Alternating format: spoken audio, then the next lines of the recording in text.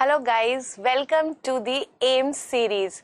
Now because your Central Institute examinations are very near and I was getting lot of requests about a quick discussion on these previous year's papers so that you don't have any doubt regarding the correct answer. So here we have the AIMS PG Recall Questions 2019. So let's get started. So question number 1 is true or false about the glaucoma. So what we are going to do, against each statement I will tell you whether this statement is true or false and what is the reason. The first is topiramate causes glaucoma. Now from the last 2 to 3 years there has been a trend on asking the questions related to the side effects of the ocular the systemic drugs, and that's why I recorded a separate video regarding the ocular side effects of the systemic drugs, right? Now this question is also related to the ocular side effect of a drug which is a topiramate. Now let's see what it is causing. Topiramate causes glaucoma. So this is a true statement. How? Because this topiramate, it is a oral sulfamate drug, oral sulfamate, okay, and this drug is actually responsible for causing glaucoma, which is the secondary angle closure glaucoma. It causes the secondary angle closure glaucoma due to the effusion near the ciliary body. So this statement is true. The statement number 2, the topical steroids are contraindicated in the viral conjunctivitis due to the risk of glaucoma with it. Now this statement is partly true and partly false. Topical steroids are contraindicated in viral conjunctivitis. Now this statement is a true statement because in cases of the dendritic keratitis. In cases of the dendritic keratitis, the steroids are contraindicated, but the reason is not the glaucoma. The reason is that it will be converted into the amoeboid ulcer. It becomes a amoeboid ulcer, also called as the geographical ulcer. So this statement is false. So overall I can say that this statement is a false statement because it is partly correct. Now if this could have been asked as a reason assertion type of question, so there assertion is that the topical steroids are contraindicated in viral conjunctivitis. That becomes a true statement because there is a risk of glaucoma with the topical steroids. Now that was also a true statement, but it is not the correct reason. Okay, reasoning is wrong. So that kind of a question it can become. Then option number C, latanoprost cannot be used in the patients with asthma. Now this is again a false statement. If I talk about the non-selective beta blockers, then these drugs are actually not used in the asthma, any kind of bronchopulmonary disorders or cardiopulmonary disorders. But if I talk about the prostaglandin analogs, they can be used. They can be used with caution. Now though they can be used with caution, I cannot say that they cannot be used. So it is a false statement. Option number D, IOP decrease in the pregnancy. Now this is again a true statement, especially during the second half. Especially during the second half of the pregnancy, there is decrease in the intraocular pressure. So I have tried to give you the reason and assertion behind every statement, because next time maybe the same question is asked in a different manner. So you should know the logic behind it, right? Okay, now coming to the next question. ETDRS study was related to central retinal arterial occlusion, diabetic macular edema, primary open angle glaucoma, or the non-infectious uveitis. So we all know that ETDRS study, this is actually related with the diabetic retinopathy. Its name is early treatment diabetic retinopathy early treatment diabetic retinopathy study. Okay, so as the name indicates, it's a study which is related with the diabetic retinopathy. So which statement is related with this? CRAO? No. Then diabetic macular edema? Yes. Open angle glaucoma? No. Not the uveitis. So answer to this question will be diabetic macular edema, right? Next question. All of the following are used to control the raised intraocular pressure. So all of the following are the anti-glaucoma drugs except your options are dexamethasone, midazolamide, mannitol and clonidine. Now if you look at these drugs, dexamethasone is a steroid, midazolamide, it is a carbonic anhydrase inhibitor, oral. Mannitol, you know, it is a hyperosmotic agent. Now there was a lot of confusion about the clonidine and many people did mark the clonidine, so which is a wrong answer. Now even if you do not know the clonidine, everybody knows that steroid can cause the glaucoma. You all are aware of the mnemonic GTCS. I always give this to you in the classes, that topical steroids always have a propensity of causing the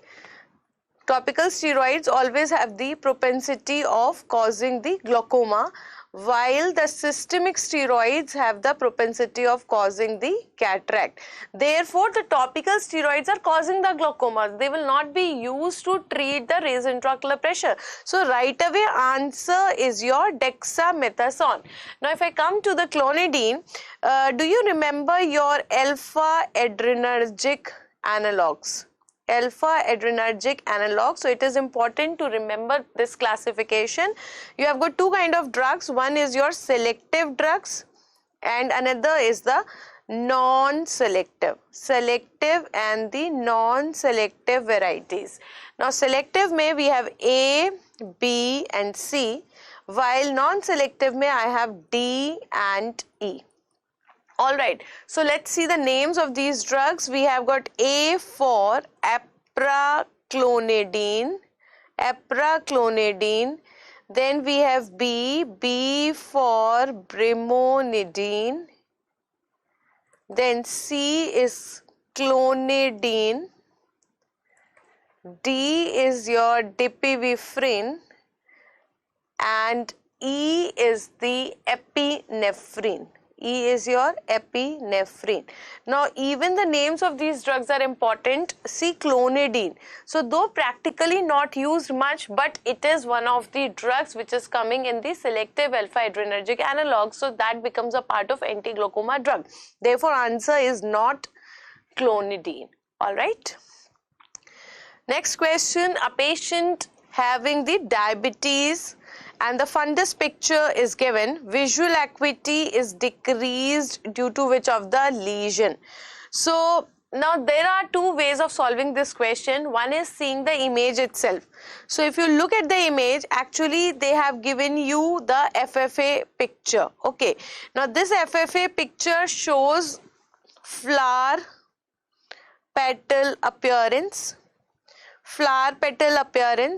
and we know flower petal appearance means the cystoid macular edema. So this is one way of solving this question. The options are premacular hemorrhage, submacular hemorrhage, ischemic hemorrhage and diabetic macular edema. So answer to this question is the macular edema, because we can see the flower petal appearance. Now because you know these questions are based on recall and some of the people had a doubt whether this was macular edema or not, and the FFA picture was not that characteristically flower petal appearance. So there is one more way of solving this question. If you remember, we always talk about the flow chart regarding the diminution of vision in the diabetic retinopathy. So how it goes, we have got two kind of causes. It can be sudden diminution of vision or it can be the gradual diminution of vision. Sudden can be again two types. Either it can be in the NPDR or it can be in the PDR. NPDR में most common is macular edema.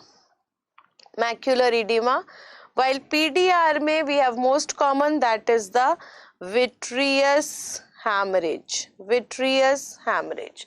If I talk about the gradual may we have got the cataract, then we have the diabetic retinopathy itself, and then we have tractional retinal detachment. So if I talk about these most common cause of diminution of vision all over, so because NPDR is more common than PDR, then also your answer comes to be macular edema. So if you look at the question, they are just saying that the patient is having diabetes and the visual acuity is decreased, then what is the most common lesion due to which this visual acuity is decreased? So by that also your answer comes to be about the diabetic macular edema. Next question, all of the following are the causes of expanding blind spot or enlargement of the blind spot except. Now this is again an important and interesting question, enlargement of the blind spot. Blind spot is what? Blind spot is due to the optic disc.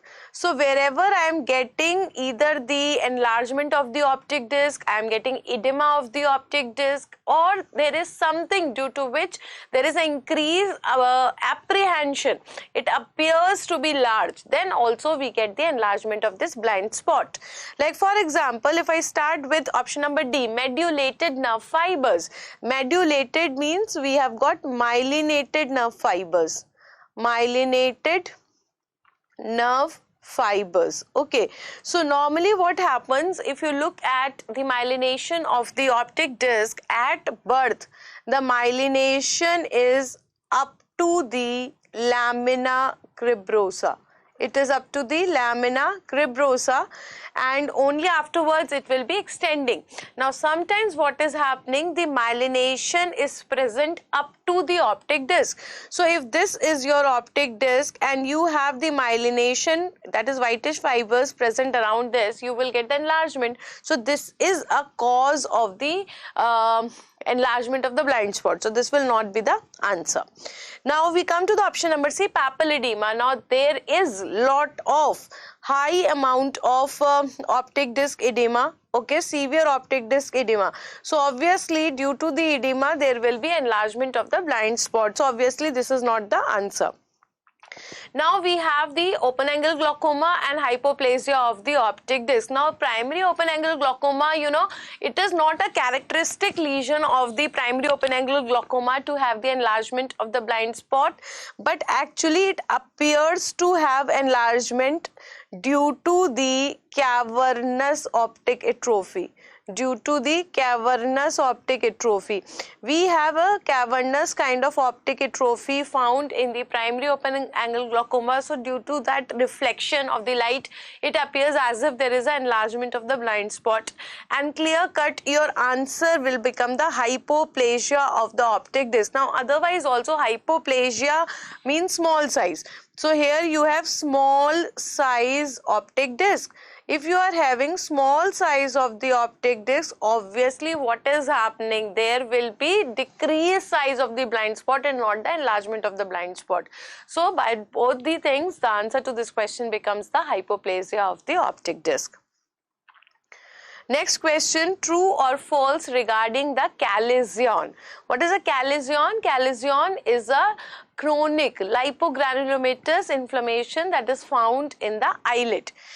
So option number 1 is can affect both upper lid and lower lid. So this option is true. The chalazion can occur both in the upper lid as well as lower lid. Option number 2, it is a painful condition. So this is false. It is not a painful condition. It is a chronic lipogranulomatous. Chronic lipogranulomatous nodular swelling that you are getting, and it is not painful.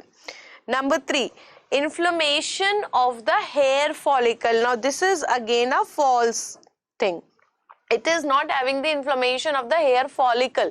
Okay, it is rather the inflammation of the meibomian gland. The inflammation that you are getting here is in the meibomian gland, which is a sebaceous gland.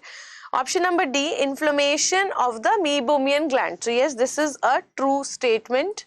Option number E, treated with the antibiotics and the hot fermentation. So this is again a false statement. It's a chronic granulomatous condition. So you're not treating it with the antibiotics and hot fermentation. This is actually used for the hordeolums. Whenever we are having the hordeolums. Now this hordeolums can be the external hordeolum, like we have the stye, or we have the internal hordeolum. So we are not using the antibiotics and hot fermentation for the chalcyon. What is the treatment of choice? Treatment of choice for the chalcyon is I and D, where you are doing the incision and drainage. Now always remember, for the incision I am using two kind of incisions, the horizontal incision and the vertical incision. Horizontal incision is given on the skin side and vertical incision is given on the conjunctival side. Okay, then there are two important instruments that you are using with this chalcyon. One is your chalcyon clamp. And another is the chalcyon scoop. There are two instruments that we are using. One is the chalcyon clamp and another is the chalcyon scoop. Next question, topiramate causes which type of glaucoma? Primary open angle glaucoma, primary angle closure glaucoma, secondary open angle glaucoma, or secondary angle closure glaucoma. So I think we have already discussed this. It actually causes the secondary angle closure glaucoma. Next question, the topical steroids are contraindicated in the viral corneal ulcers. I told you that there was a confusion that which kind of question was asked. So I have discussed in both ways.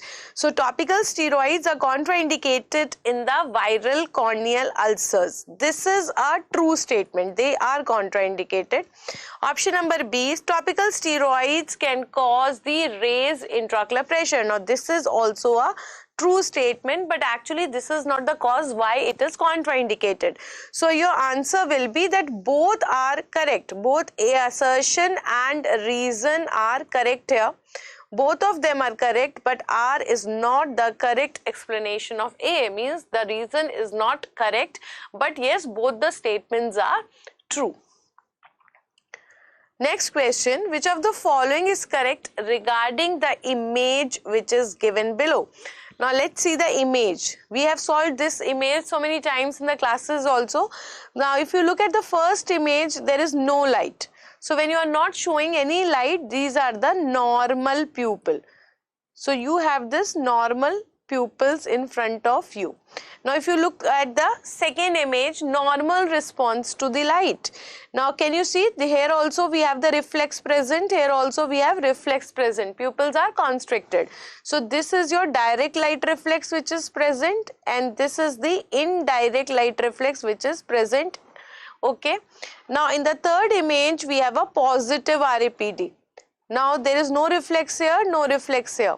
So direct light reflex is also absent and the indirect light reflex is also absent. That means what it is showing, RAPD means that there is a optic nerve defect. That means there is a optic nerve defect in the right eye. So based on this, we are going to see the options. Option number A, it is called as Argyll-Robertson pupil. This is the wrong option. It is not Argyll-Robertson pupil, rather it is a Marcus Gunn pupil. Option number B, this test is named after the famous scientist Marcus Gunn, a physician of US. So he was Marcus Gunn, but he is not from US, he is from UK. So this statement is also false. Option number C, the vision is normal in the right eye. This is again wrong because you are having a lesion in the right optic nerve. So obviously there will be the diminution of vision in the right eye.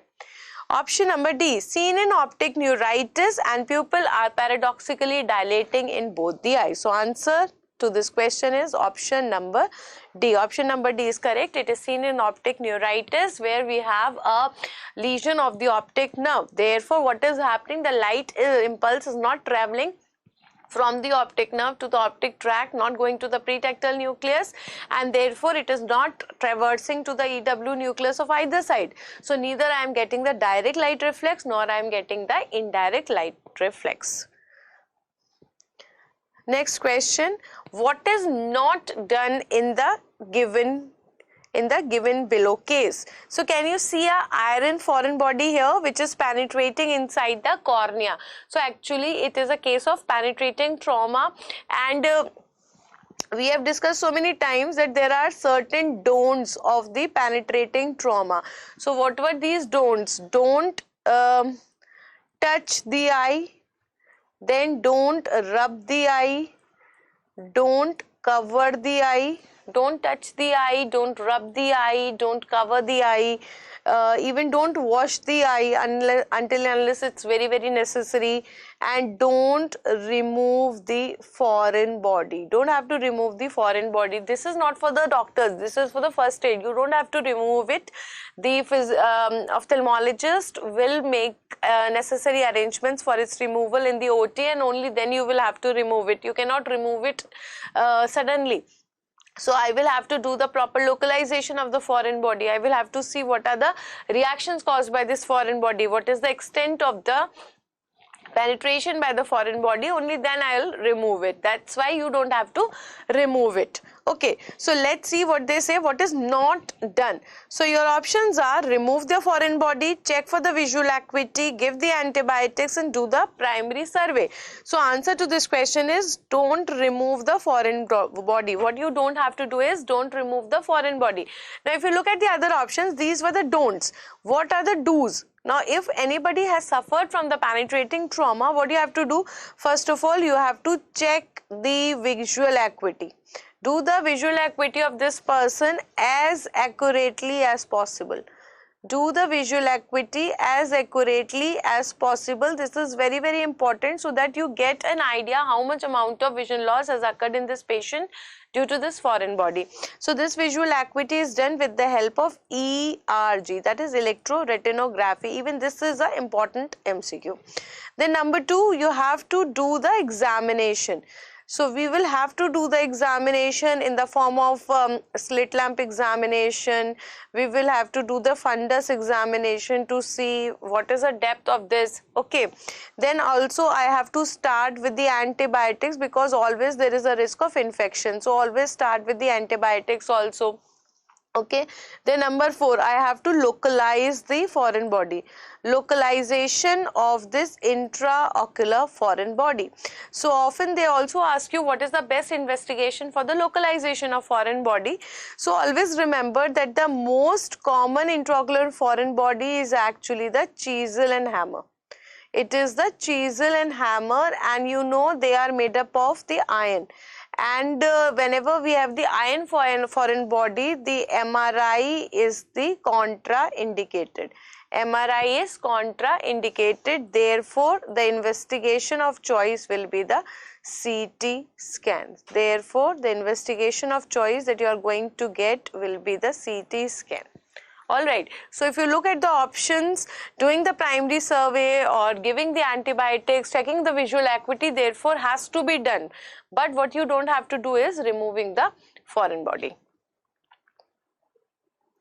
Next question, the test given below in the image is used for the ocular deviation, stereopsis test, refractive errors, or sensory anomalies. So let's see what is this. This test is actually the Titmus fly test. Okay, this is the Titmus fly test, which is used for the stereopsis. This is used for the stereopsis. The glasses that are used for this are called as the Polaroid glasses. These glasses are called as the Polaroid glasses, and the test is in the form of a booklet. Now this booklet has two sides. One is the right side, this side, and one is this side. Now this contains, can you see? This contains a housefly. So what this person has to do, he will wear these Polaroid glasses and then he has to look at this housefly and he will have to pick up the wings of this housefly. So he has to pick between this thumb and the index finger. So if this person has the stereopsis, he will be holding the wings above the booklet. But if he does not have, then he'll be picking on the paper itself. So that is how we get to know that stereopsis is present or not. Similarly, if you come to the other side, now this side has got two tests. One is your circle test and another is the animals test. Now look at these rows of animals. We have got 3 rows of the animals, A, B and C. In each row we have got 5 animals. Now one of the animal is the desperately marked animal which is containing the stereopsis. But in order to confuse, we are also giving a misleading clue. So in every row, one of the animal is darkly printed. So the person who has the stereopsis will actually mark out that disparately imaged animal, but the person who does not have the stereopsis will tell you about that darkly printed animal. This is how we go with the 3 rows. Similarly, we have got these circles. Now we have got 4 circles in each of the box and one of them is having the stereopsis. So we have to ask the patient to actually push down that disparately imaged circle and the row up to which he is able to push down.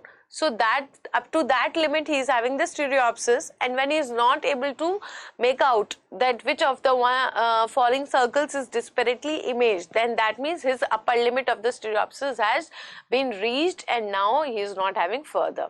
So this is a kind of test which is used for the stereopsis. So answer to this question will be the stereopsis. All right. Next question, what is the first step in the management of a 18-month-old child whose both eyes are deviated medially?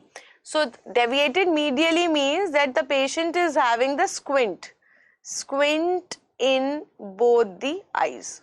Okay, so if I am having a bilateral squint in a baby, then what I am supposed to do? The options are the forced duction test, examination under the anesthesia, refractive error testing, or examination of the fundus. Now if you remember, when I talk about the latent squint, what is the order of the treatment that we give? It is the C, O, P and S, that is COPS. C for correction of the refractive error, then we have O, that is the orthoptic exercises, then we have P for prisms, and then we have S for surgery. So that means what is the first step I am going to do? That is your correction of the refractive error. Now here they are saying that the eyes are deviated already. Okay, so that means it is a kind of the manifest squint. So if this baby is having the manifest squint, what is the order of the treatment? Now the order is C, O1, O2, S and P. Now your order is this, but the C remains same, that is your correction of the refractive error. So in both the cases, the first thing that we do is correction of refractive error. O1 is your occlusion therapy. O1 is the occlusion therapy. Then O2 is the orthoptic exercises. S is for the surgery. And then P is for the prisms. So that means in either condition, the first step that I have to do is the correction of the refractive error. So now look at the options. Forced duction test. Forced duction test is used to differentiate between the paralytic squint and the restrictive squint. When I want to differentiate between the paralytic squint and the restrictive squint, that test that I use is the forced duction test. Examination under anesthesia, refractive error testing, or the examination of fundus. So answer to this question is the testing of the refractive error. Now, because they have given you separately, otherwise what we do when you test the refractive error, we usually dilate the pupil. So at the same time, I will do the fundus examination also. But because they are asking us to choose one, so our answer will be refractive error testing. Next question, after the cataract surgery, intraocular lens put it uneventfully in a young patient. What should be done then? So a young patient had underwent the cataract surgery, intraocular lens was putted uneventfully, okay, and he was a young patient. Then what should be done? IOL replaced after every 10 years. IOL never replaced when the secondary cataract develops, or replaced when the presbyopia develops. Now this is a very interesting case. There is no such indication that if you are doing the cataract surgery, then you have to replace the IOL after every 10 years. So nothing like that. And especially when I was not having any kind of a problem that was uneventful. Okay. Now we'll come back to option number B. Now see the option number C. Replaced when the secondary cataract develops. Now we know secondary cataract means the after cataract. So even if the patient develops the after cataract or the posterior capsular opacification, which is the most common late postoperative complication, we do not have this indication of removing this IOL or replacing the IOL. We simply do the laser posterior capsulotomy. So in those cases, what we do is the laser posterior capsulotomy. We have to create an opening inside the posterior capsule. We don't have to replace it. So that is also wrong. Option number C, replaced when the presbyopia develops. So this is entirely wrong statement, because most of the time when this usually we do the IOL implantation, we do it for the senile cataract, and these patients are more than 60 years, so they already have developed the presbyopia. So there is no indication. For that you can give the near correction also. Bifocals we can give for the presbyopia. So it is not an indication for replacing the IOL. So by all means, you know, option number B seems to be the most correct. Now if you see what are the indications, this is by the American Academy of Ophthalmology, in which they have given the certain indications for removing the intraocular lens. And these indications are, if there is chronic uveitis, then we have endothelial corneal dystrophy. Third, uncontrollable glaucoma, or we have a metal loop cutting pupillary sphincter, gross decentration of the IOL, that is subluxation or dislocation, extraocular dislocation, or we can have severe hyphema, then development of the rubeosus iridis, or we have iris tumor, any epithelial growth, or we have the endophthalmitis. So none of the options are there in our question. So I think there is no indication for which it is replaced. So answer to this question becomes never replaced. Answer to this question becomes never replaced, right? Next question, this is your match the column kind of a question, where you have to match the ocular drugs with the side effects. Then the first is amiodarone, then we have digoxin, systemic steroids, and hydroxychloroquine. Now the side effects which are given are optic neuritis, cataract, yellow vision, retinopathy, angle closure glaucoma, blepharoconjunctivitis, corneal microdeposits, and the maculopathy. So you will have to see that what are the systemic side effects which are caused by these drugs. So first we'll try to search for the amiodarone. Amiodarone causes, now amiodarone causes optic neuritis also, okay, and the amiodarone causes these corneal micro deposits also. So one can cause A also and one can cause G also. G is actually the vortex keratopathy. It is the vortex keratopathy, and if you remember, what are the drugs which are causing the vortex keratopathy? The mnemonic was pica. In this pica, P was phenothiazines, then I for indomethacin, then C for chloroquine, and then A was this amidron. So it can cause this corneal microdeposits also, and it can cause the optic neuritis also. So we will have to match it, okay, depending upon what other options are matching. Now look at the digoxin. Digoxin is causing what? Now if you look at the option number 2, the option number 2, digoxin again causes the A, that is optic neuritis, okay, and it also causes C, that is your yellow vision. Yellow vision is also caused by the digoxin. Then option number C, systemic steroids. So again remember the GTCS. So everybody knows that the systemic steroids will cause the cataract. So your option number 3 will go with the B. This will go with the B. And then we have fourth option, that is your hydroxychloroquine.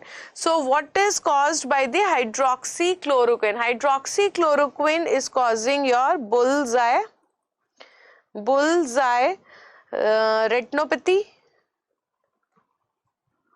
or it is also called as the maculopathy, bullseye retinopathy or bullseye maculopathy. Okay, so I will have to search that option where one is having either A or is having G.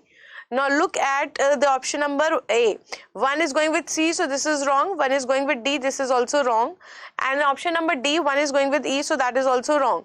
So you are there with option number C. Now this kind of a question also helps you, because if you are knowing even first and last or only 2 options, then also you are there with the right answer. So now see, one is going with G. So vortex keratopathy, amidron is causing the vortex keratopathy. Now check with the 2C. Yes, we have got 2C also, that is the digoxin is causing the yellow vision. Then next is 3B, so that is also going right. Steroids is causing the systemic steroids are causing the cataract. And then fourth D. So what about the fourth option? The fourth option is again your retinopathy. So retinopathy can also be caused. So answer to this question is C, right? Next question, when should the fundus examination be done in a 45 years old female who is having a newly diagnosed diabetes mellitus, but she is not having any visual symptoms? So now this female is actually having what kind of diabetes? It is the non-insulin dependent diabetes mellitus. Yes, 45 years means the maturity onset diabetes. This maturity onset diabetes will be found in the non-insulin dependent diabetes mellitus. That is, you're at 45 years, right? So when should I do the examination? After 2 years, after 5 years? At the time of diagnosis, or does not require the fundus examination? So answer to this question is at the time of diagnosis. How come at the time of diagnosis? So we have got 2 kind of diabetes if I talk about. That is your insulin dependent diabetes mellitus, and another is non-insulin dependent diabetes mellitus, right? This is type 1 diabetes, this is type 2 diabetes. This is young onset diabetes mellitus, while this is your maturity onset diabetes mellitus. Now you know that the most important factor for the development of diabetic retinopathy is the duration of the diabetes. Most important is the duration of the diabetes, and it should be at least 10 to 12 years. So that means there is a more risk of developing the diabetic retinopathy in a person who has type 2 diabetes, because this is a maturity onset diabetes, and most of the time when the patient is being diagnosed, he's already lived with so many years of diabetes. Second thing is that other risk factors is your females. Then if there is hypertension, if there is anemia, then these are the other risk factors apart from the other duration, that these patients have more chances of developing the diabetic retinopathy. So she is a non-insulin dependent diabetes, and she has already lived with the diabetes. She is a female. That is why in the non-insulin dependent diabetes mellitus, we do the screening urgently or immediately or as soon as possible. Don't waste much of the time.